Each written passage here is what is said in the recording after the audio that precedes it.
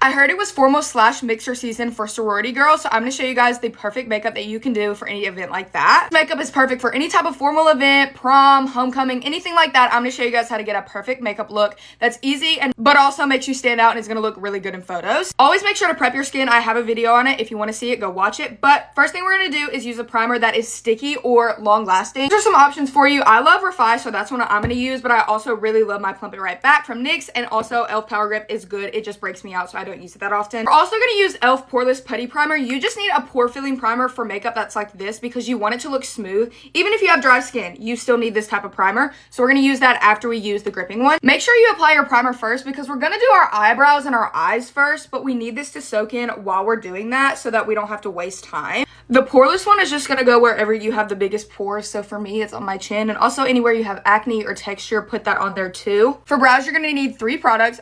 Kosas Nano Pop Brow, whatever. Really, really good. Very precise brow pencil. NYX Brow Pen. This is shade Ash Brown. And then also, this is the glue that puts everything together. Patrick Ta Brow Gel. Since we put a primer on, make sure you just like wipe off the area of your brows so that your brows don't get all gunky. Just start doing your brows however you want. I like to do fluffy but like tamed brows, but it's up to you and your face shape. Brows are going to depend on every single type of person. If you want a brow tutorial, I can give you guys that. Once you're done filling it in, you're going to have something kind of like this. Now, I'm going to show you guys my magical step to make them look so tame. So you're going to take the brow gel and just like push it up through your brows. Take the back of a spoolie. I'm just using the one on the Kosas pencil, and then just do like that and kind of just like clean it up and slick her down.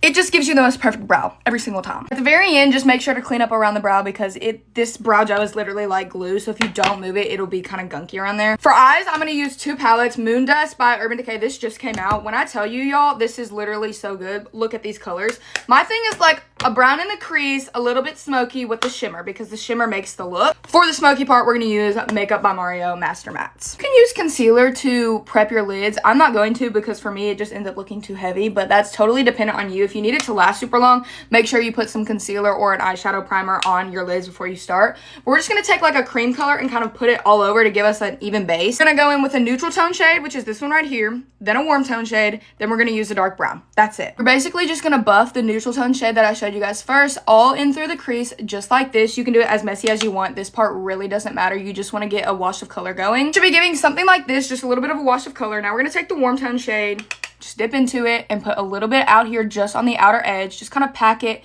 but also move it into the crease a little bit.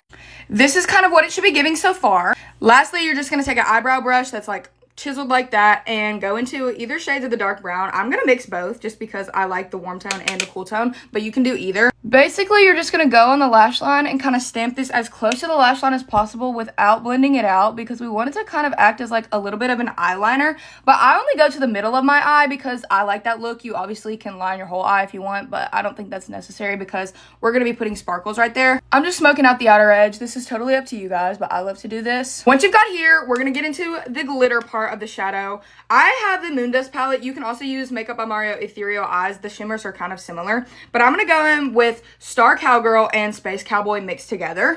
Use your finger. Star Cowgirl first. We're just patting it right here. I'm just going to the center and stopping, then grabbing a little bit of Space Cowboy and going right on top. This part is totally up to you, but I just like to take a flat brush and kind of distribute it so it's not as intense, but look at that. That's an entire eye look. To do our base, we're going to go in with e.l.f. Halo Glow or Charlotte Tilbury Flawless Filter. Whichever one you have works is fine.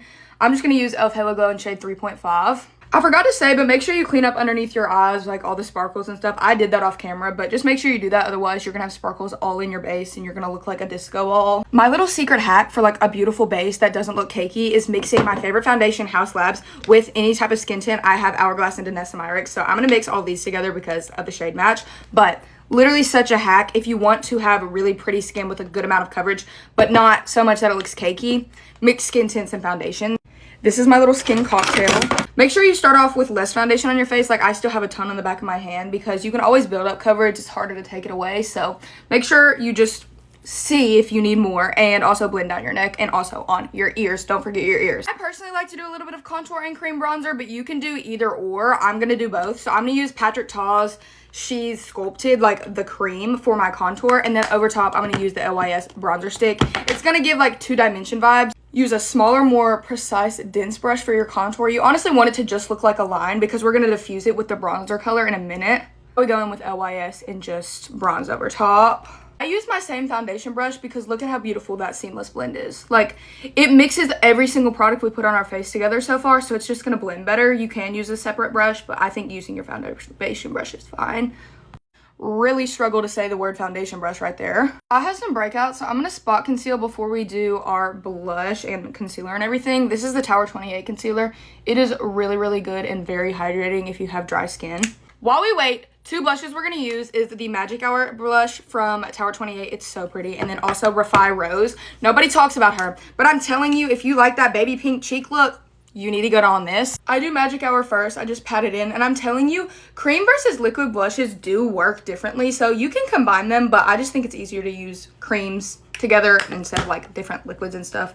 You can use the Rare Beauty blush in shade Bliss also to substitute, but it just makes it a little bit difficult to blend. It's okay for your blush to look crazy like this because that's why I did it first. We're gonna end up blending it out with the concealer and like blending it into it. If you are doing like formal makeup for a formal event and you're using a beauty blender for your concealer, you're not getting the amount of coverage you could be by using a brush. So use a brush for your concealer. It really helps just like blending everything together. Look at that, like, oh. It also helps with sharpening out this eyeshadow that we did earlier. It's just perfect. I'm gonna start with Huda Beauty Cherry Blossom, but you can use any powder. I just love Huda's. They literally make your makeup last so long. Please, for the love of all things good and pure, set your entire face with whatever powder. I'm just gonna use the same one. Lightly set it, okay? I don't care if you have dry skin. It literally is going to affect how well it stays and how well it stays on for the night. So please.